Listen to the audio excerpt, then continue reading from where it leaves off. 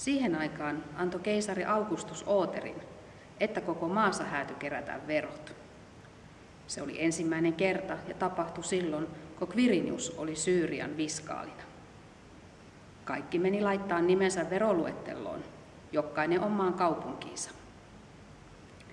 Niin se Joosefkin lähti Galileasta, Nasaretin kaupungista, ja meni veronkeruuta varten Juudeaan, Taavetin kaupunkiin, Betlehemiin, sillä se kuului Taavetin sukkuun. Se meni sinne kihlattunsa hellunsa Marian kanssa, joka oli siunatussa tilassa. Kun ne oli siellä, niin eiköhän tämä Maria alkanut synnyttää. Ja se synnytti pojan, esikoisensa, se kapaloitti poikansa ja pani sen pilttuuseen, kun niille ei ollut kortteeria majatalossa.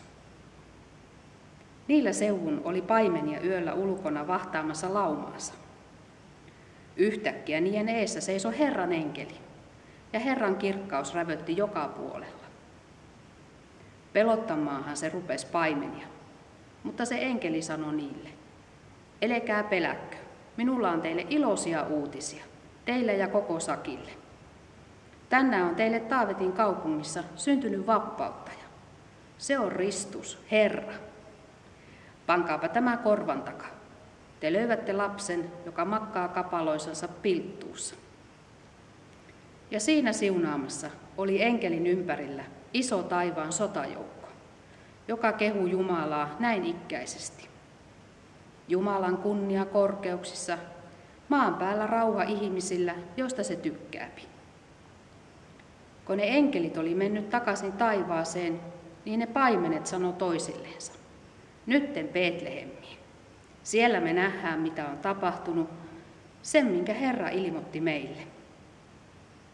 Ne lähti hääsänsä ja koppeutti Marian ja Joosefin ja pikkuraukan, joka makasi ölövinä pilttuussa.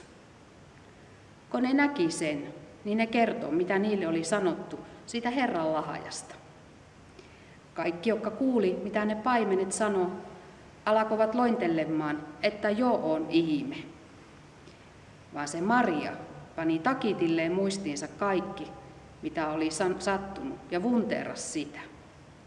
Paimenet lähti takaisin ja kiitteli ja kehui Jumalaa päntiönnään siitä, mitä ne oli kuullut ja nähnyt.